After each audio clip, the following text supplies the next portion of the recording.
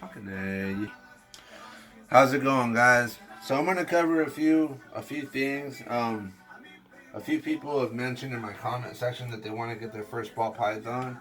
Um, that was a grueling experience for me because I didn't really have too many people that I could really talk to. There were a few, but I'm not the type of person that likes to bug people and just, I kind of like to learn stuff on my own. So I spent a lot of time on YouTube over time, just learning from my own mistakes.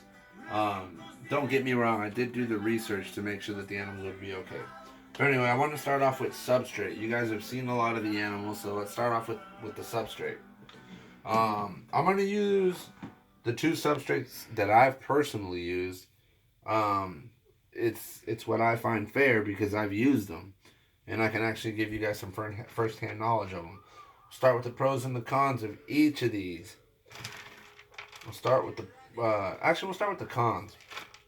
With the Zoomed Repti Bark. So the cons of this stuff is by far, a lot of people will say that it's super dusty. Nope, I don't think so. The only dusty part, in my opinion, is towards the end of the bag. Common sense. In that, when you're towards the end of the bag, guys, what I would do is I'd kind of just funnel it. Do this type of thing. You know, make sure you get as much of that dust out as you can, or flip the bag over. And start from the bottom, and just pick out the pieces. Make sure they're not, too dusty. You'll figure it out. But anyway, another con to this stuff, to the Repti bark, I'll show you guys, is the spot cleaning. Obviously, if you compare, let's see if let me get something black. Okay, pretty easy to find the poop, right? Actually,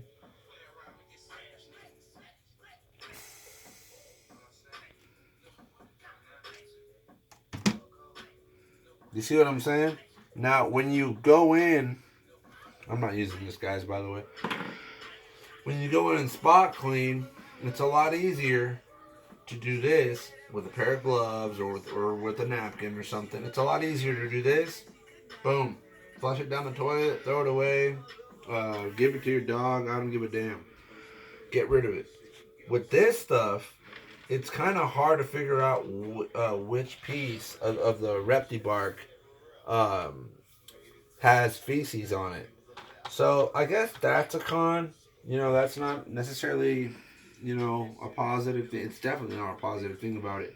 But nonetheless, it works great. Both of these are good substrates. Don't get me wrong. Both of these are fantastic.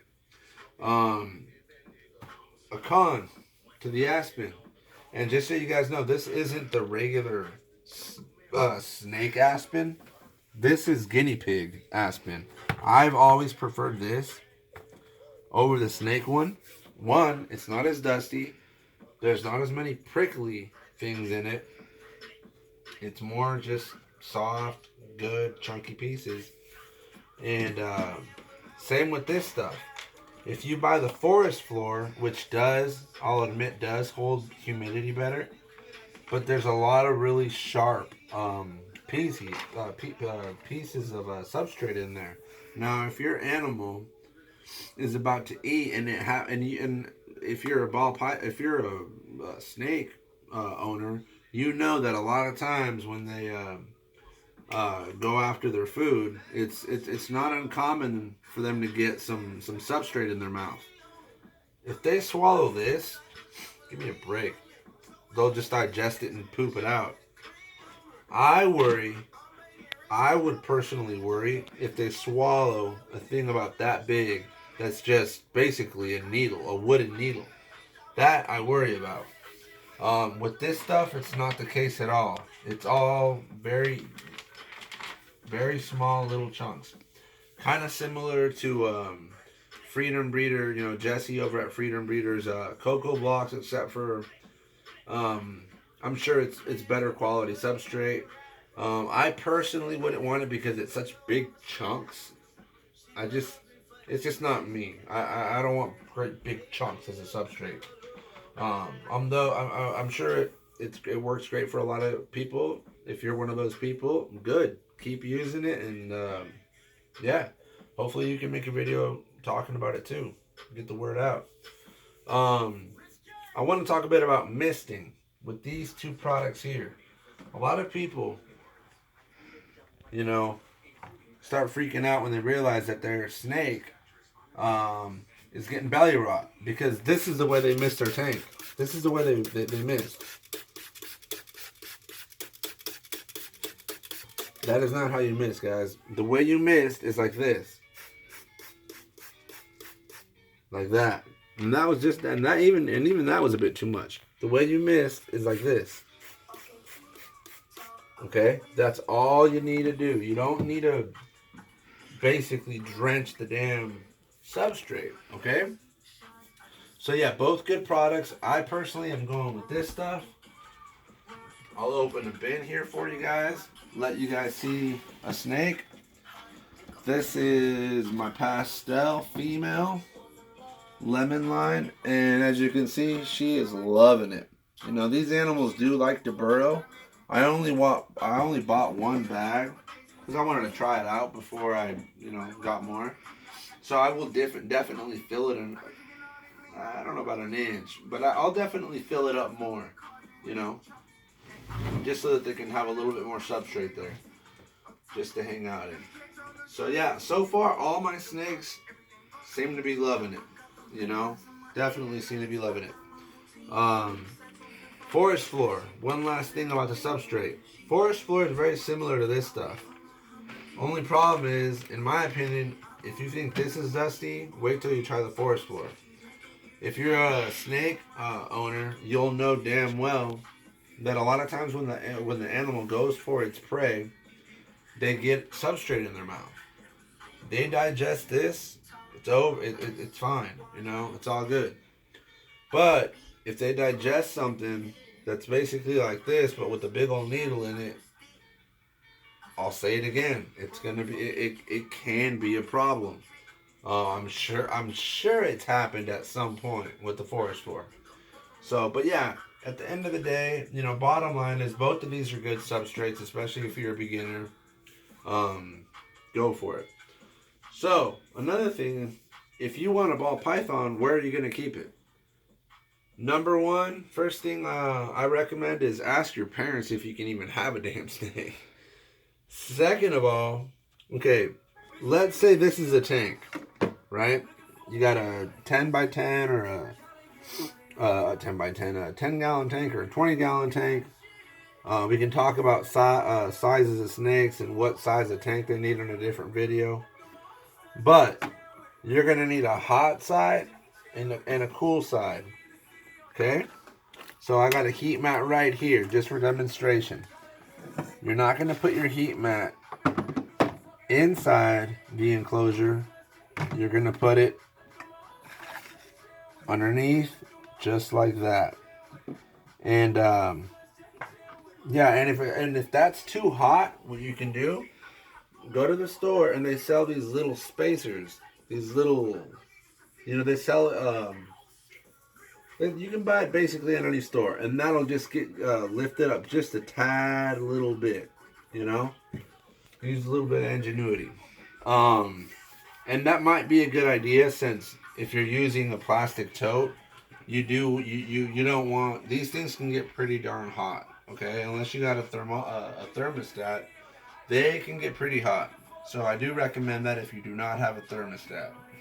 Okay, they're gonna want a hide on one side. They're gonna want on their hot side, and they're gonna want to hide on their cool side. A water bowl is an absolute must. You want to change that water bowl at least once every 3 days. If you can change it every day, fantastic. So that, if you're going to be keeping it, your ball python in a tank, perfect. You do absolutely need a locking screen if you're going to be having a tank. These animals will get out. It's not a matter of if, it's a matter of when. They're very active at night. they will get out. I know from experience. I found my ball pythons. Thank God I recovered all, both of them that managed to get out. One of them was on the side of my bed, which is kind of creepy if you think about it. Having a just loose snake in your room. The other one was behind a refrigerator. I just happened to move the refrigerator because I just thought, hey, maybe it's behind the fridge. Um, at that time, I didn't know that if you do lose a snake, first places you want to look behind are appliances. You know, they want the warm, they want that warm air that appliances produce. You know, like freezers, you know, chest freezers underneath the chest freezer, or behind refrigerators, under refrigerators, drying machines. You know, maybe behind the drying machine. Anyway, so yeah, if you're gonna keep it in a tank, you absolutely need a locking screen. And for ventilation, it can't be one of those solid plastic screens. It has to be something that you can lock down, or else it will get out. If you're gonna keep your snake in a tote, it's basically the exact same thing. You want hide on the warm side. Uh, you want your other hide on the cool side. You want your water bowl. Boom. Your substrate. Your heat mat. You're good to go. One more thing on the tank. Let's say you don't have a heat mat and you're just eager to get a snake, but you do have a light fixture. This is an old one from when I used to keep bearded dragons. Um, you can get by with using something like this. I personally don't recommend it because with these animals, in my opinion, need, and I'm no expert, they need belly heat. Okay, they need belly heat. Another thing, I've seen videos on the internet where people will put their heat mats like this, like on the back side of the tank. No, absolutely not. That's a great way to cause a respiratory infection.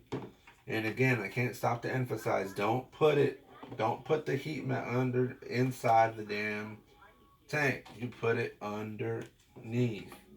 Absolutely underneath. And remember, like I said, these things get pretty hot. I recommend a thermostat. If you don't have one, find something that can give a little bit of elevation between the mat and the tank. If you're going to keep your animal in a tub, doesn't have to be just like this one. First things first, you want to make sure that tub has air holes in it. When you're drilling them in, drill from the inside out. You don't want to drill like that because you can create really rough edges on the inside that the animal can cut itself with. So you want to drill from the inside out.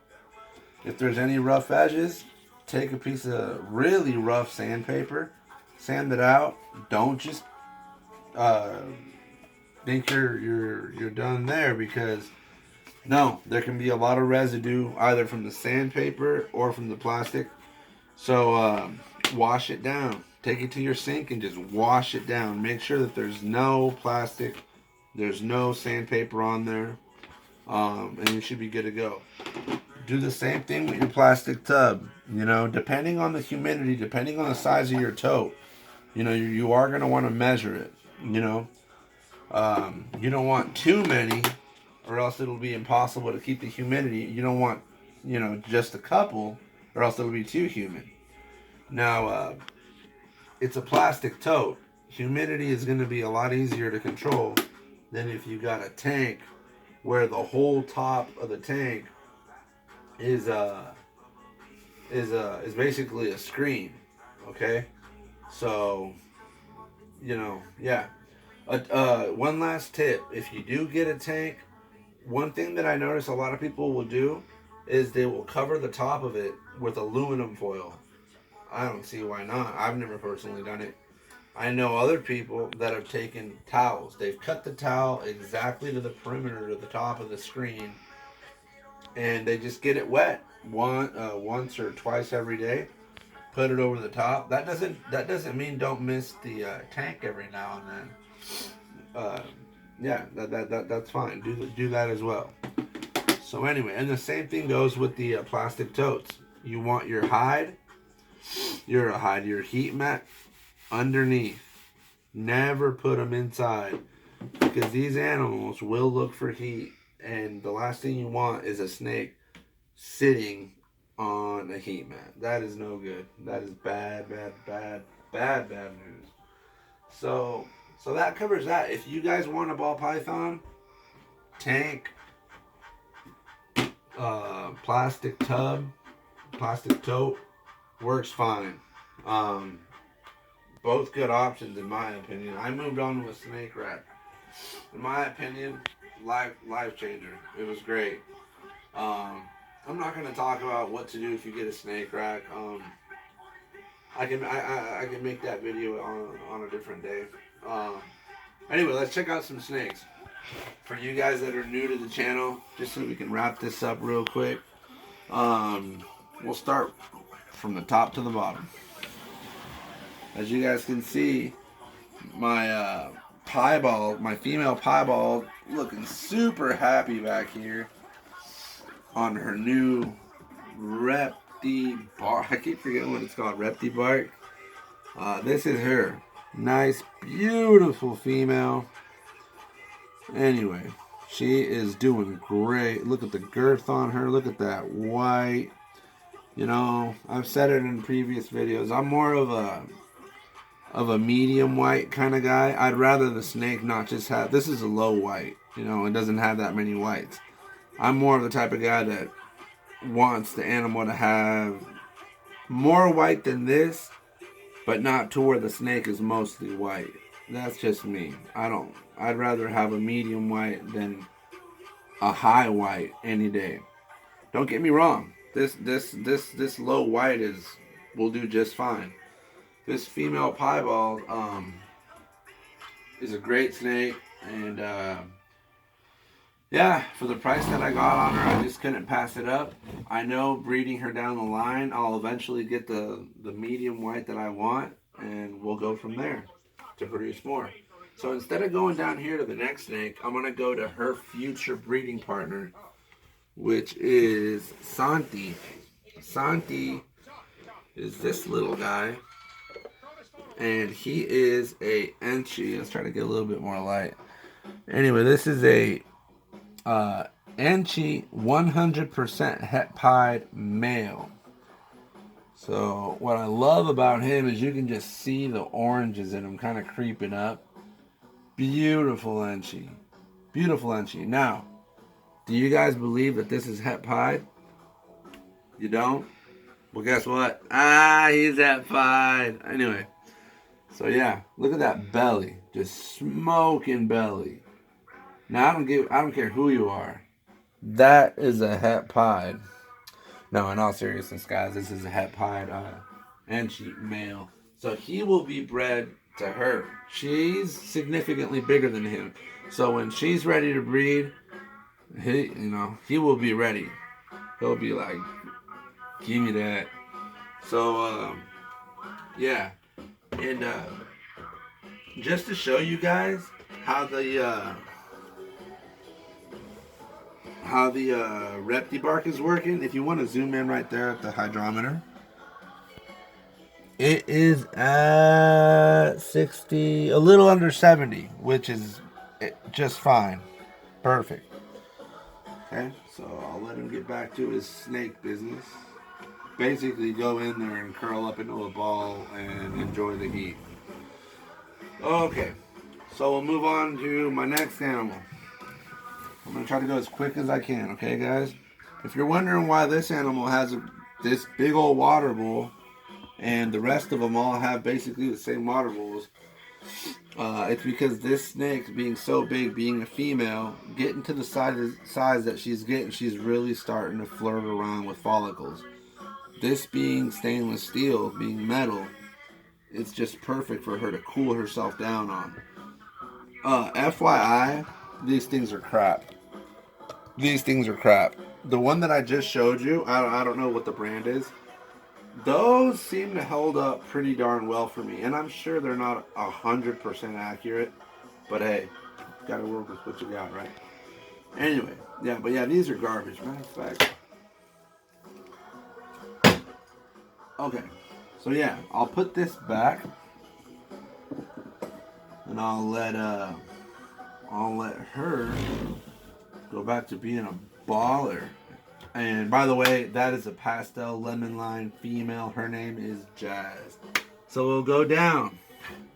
We'll go down one. This is also one of my favorite snakes, and if you can show them on the hydrometer, looks like about, it was almost at 60 once we opened it. Now it's down to 55, and it's even going down a little bit more. There's a good example of how these guys are so much better than that piece of crap that I just threw clear across the room. This here's my banana spark. Beautiful banana spark. The spark gene in him is really, kind of washing away those black specklings that they usually get. Very friendly snake. Very awesome snake. As you guys can see, just beautiful. Just super healthy. Beautiful snake. Doesn't miss a meal. Very curious. What's up, bud? As you can see, he's... what are you doing? Oh my God, what's he doing? Anyway, so I'll put him back. Great personality snake right here, guys. See, people that are afraid of snakes, look at that. How can you be afraid of that? Okay, I understand a retic, I understand a Burmese, but come on. Anyway, we got to get going to the next animal real quick. What are you doing? You want to be my wristwatch? Okay, all right, let's do that. Okay, so we'll move on to the other one. We'll let Romeo hang out for a second. Oh, just so you guys know, this isn't just a banana. It's a banana spark. For those of you who know ball pythons, you know that if you breed a spark to a yellow belly, I believe, you can get pumas. So when I breed him, this is a male maker, by the way. His offspring will be all males. Romeo, the name. Sorry. My personal name. Anyway. Yeah. I'm hoping that from his offspring, him being a spark, one day maybe I'll breed him to a yellow belly, and I might just score a puma. For those of you who know ball pythons, will know exactly what a puma is. Not a rare extremity in ball pythons, but very cool nonetheless. Yeah. So we'll go down to the next one. This here is basically, in my opinion, the king. The absolute king of all the co-dominant Moors. And this here is a leopard. A leopard ball python. And this here is a female. Look at that belly. Yeah, so this is a leopard. Beautiful, beautiful leopard. Look at that leopard. Damn, bro, you a leopard. So yeah, I'm so excited about having him in my collection.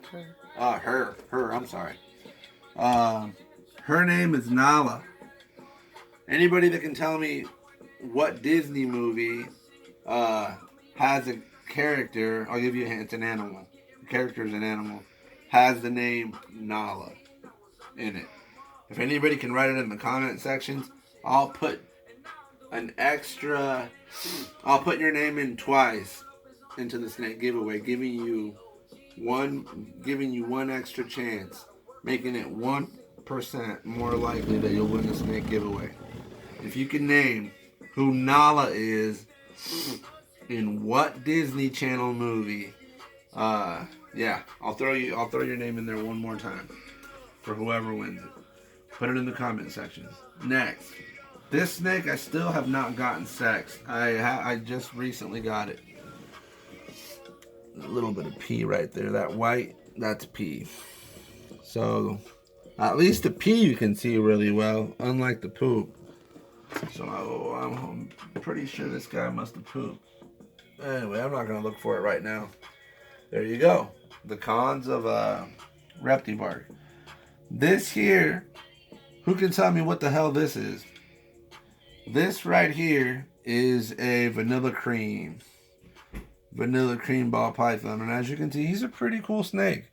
Very similar to Romeo. Just super curious snake. You know, a few of the other snakes that I'm going to show you guys here real quick, they are not like that. They're very, leave me alone unless you have food. And if you have food, hand it over and kick rocks. No. Hey, put your butt in there. And don't go over your pee. So, yeah, that's him. That bamboo branch, if you're asking, for any of you guys that are watching one of my videos for the first time, he really likes hanging out on that, especially at night. He loves it. Okay, so that covers that, and that I have not gotten sexed yet. Okay, so we'll go on to this one. Here is where I keep my rodents, and the name of the rodents is Kamita. Kamita means food. Stupid. Anyway, so the next animal is going to be one that isn't the friendliest always to hold. Very, very likely that he might bite me or try to bite me. But anyway, I'll try to hold still as much as I can. This is an orange dream fire spider that I plan on breeding to a beautiful snake. Though, look at that. Look at this. I can't stop saying it. Look at the way the orange dream. Look at the way the orange dream works. He's about to strike. Anyway, no, you're fine. You're fine. You're fine. The way the orange dream works with the fire gene is just beautiful. So anyway.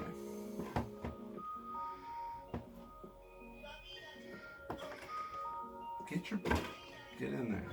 Anyway. Yeah, the way the OD and the fire work is just amazing. That snake is not going to brown out at all. If anything, it's going to keep looking better and better and better.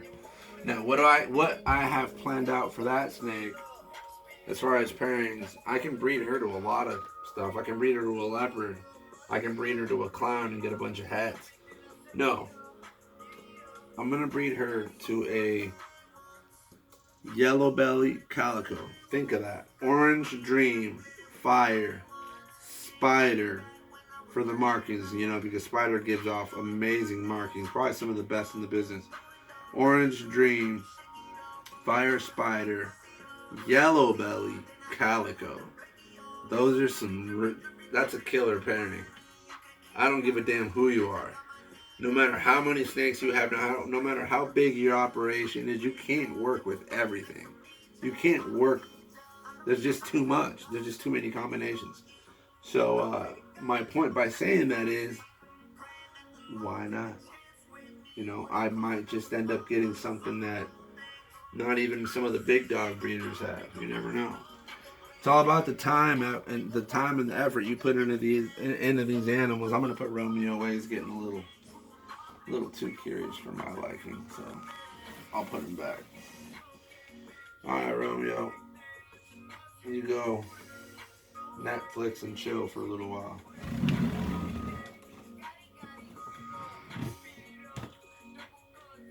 I think he's mad because he's probably thinking, how can I watch Netflix if your damn TV's facing you? I'm just kidding, guys. Snakes can't watch TV. I don't know what I was thinking. Anyway, so the last snake that I got to show to you guys is, and this guy is actually in shed, unless he miraculously shed you. He just shed, so you guys are in for a treat. So Billy, my boy Billy Otto, has just shed. You want to talk about nice, perfect sheds? Let me show you guys Billy first, man. Well, I'll brag about his shed here in a little bit. I had mentioned in the last video where he looked super, super, super, super foggy. I was just looking at him like, dude, you are gonna shed. Look at him now. Let's take him over to the light, because this isn't just a garter snake. You know, this is a clown, man. So this, I would say, and I have said in the past, your run-of-the-mill clown. But if you look at him, look at the gold under there. Just look at that. Look at the blushing, you know, along his pattern, around along his dorsal. You know, look at that belly. Look at that. Look at that head. Just makes no freaking sense. It is just beautiful. Look at that freshly shedded clown. Awesome. Awesome, awesome, awesome. Who I'll breed him to is I'll unravel this and put it with the rest of my over there. Perfect snake sheds. Now I'm not trying. I hate to seem cocky, guys, but I just want you guys to know that I do take care of my animals. I do, you know, want the best for them. Worry about their well-being, and I've really done a lot of research on how to keep their humidity on point to where their shed doesn't look like it just exploded inside their tank.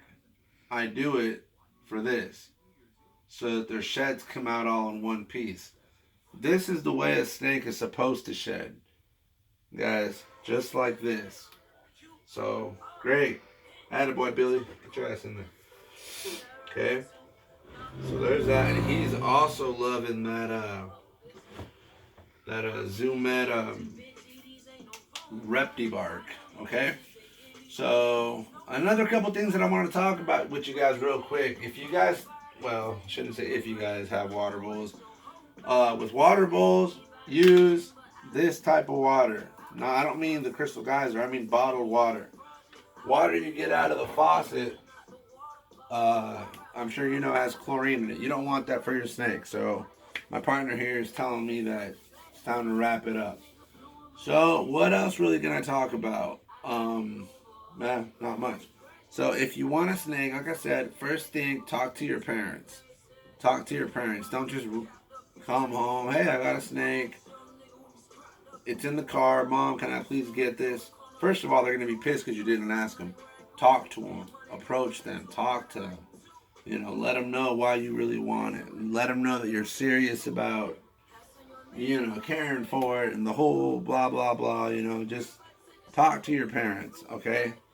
And if you do end up getting it, there's a billion channels out there. If you live in a big city, you can always go to a reptile show. Be a great idea to even buy your first ball python at a reptile show. They got some good deals. Don't got to worry about paying shipping. That right there, just in and of itself, is $200 just in shipping, because it has to be overnight priority shipping. So yeah, if you want a ball python, do your research. Make sure that it's not just a phase you're going through, because these animals are awesome and they don't deserve to just be passed around. You know, like one of my ex-girlfriends. These guys deserve the best. Okay, they deserve a good, stable home, and to be treated well, and to have a good home. You know, to be fed regularly, and yeah.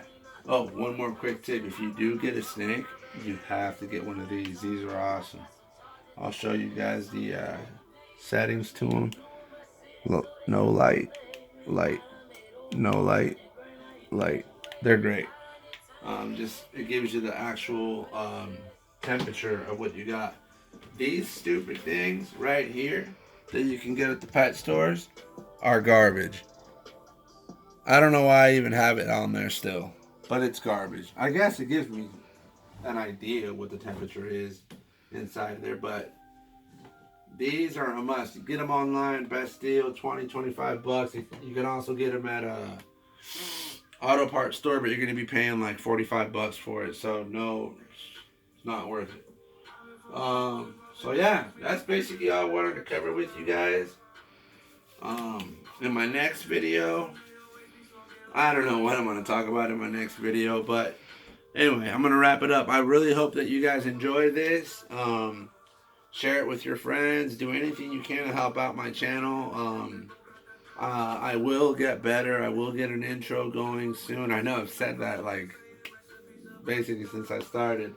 But no, real talk, guys. I honestly really am working on getting an intro going. Just short, simple intro. And yeah, can't wait till I start cutting eggs. And I have a feeling that's when you guys will be a lot more intrigued with what I got going on here at my uh, whatever you want to call it, little snake operation. But as of now, keep following.